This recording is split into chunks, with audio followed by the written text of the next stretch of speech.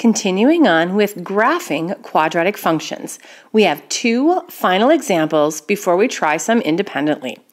Example C, g of x equals 1/2 times the parenthesis x plus 4 and another parenthesis x minus 2. Remember, in the directions, we are to state the form it's in, list the key features, then sketch the graph. Looking at example C, g of x equals 1/2 times the quantity x plus 4 times the quantity x minus 2. With the double parentheses, we are in factored form. So you may have to flip back to that page, to the last page, to look at the parts that we need for our key features. In this form, remember, we set things up just a little bit differently. We're going to find our x-intercepts first.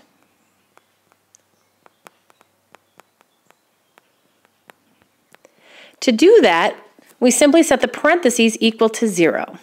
So we have, wow, let's try that again. Get rid of that. We have x plus 4. And we have x minus 2. Now, if we solve them both for x, we're just going to move that constant to the other side. So that's pretty easy. X equals -4, and x equals +2. As ordered pairs, they would be -4, 0, and 2, 0. And go ahead and plot those on your coordinate system. So on the x-axis, I'll go to -4 on the left and +2 on the right. The second step is to get our vertex. Remember, to get our x values, we add the two x-intercepts. So we're going to add -4 and 2 together, and then we divide that by 2. -4 plus 2 is -2, but when you divide -2 by itself, we get -1. To get the y value, now we have to plug -1 in. So we have to actually calculate that y value. We have 1/2 out in front, then -1 plus 4, and -1 minus 2. If we add those, or if we combine like terms, we have 1/2 times +3 times -3. Well, -3 times +3 is -9, times 1/2 would be -9/2. And that's the same as -4.5. We'll have to approximate that on our graph. We'll just do our best. And then we'll write our vertex as an ordered pair, -1, -4.5. Go ahead and plot that point, -1. Try to plot somewhere between -4 and -5, down there. There we go. We need our axis of symmetry. And remember, that's the equation for that vertical line that goes right through the center, and it matches the x-coordinate of the vertex.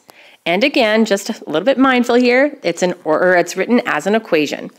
So go ahead and draw a dotted vertical line all the way through. Little attention to detail there, arrows at the top and bottom. There's your axis of symmetry. Now, typically, we could have the option of plotting our y-intercept if we want, but notice I think we have enough points as is to sketch our graph.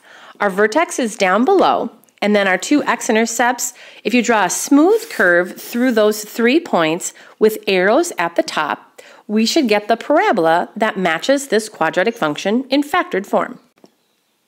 It looks like my x-intercept for -4 is just a little bit to the left, so it's slightly not symmetrical, but that should be about the shape on your graph as well. Now notice this graph opens up, and that's because the coefficient out in front, our a value, is +1/2, and it opens up a little bit wider than our normal functions do, and that's because 1/2 would make the graph compress vertically. All right, here's your challenge for today.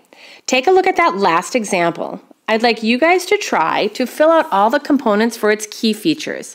State the form it's in, list the key features, and then sketch the graph. Pause the video and try it. And then once you think you've gotten all the way through, press play and we'll see if we have a match. All right, how did you do? I found that my vertex was at +2, +5. Watch your order of operations when you plug in your value to the equation to get your y. My axis of symmetry, again, is that equation, x equals 2. The y-intercept is easy, it's -7, and then I reflected that point over the axis of symmetry. Notice this parabola opens down, and that's because a is negative. It's also pretty narrow because 3 as that coefficient stretches the stretches the y-axis, so it stretches vertically. Hopefully these 4 examples for the 1.4 Day 2 video will help guide you on your practice problems for your assignment.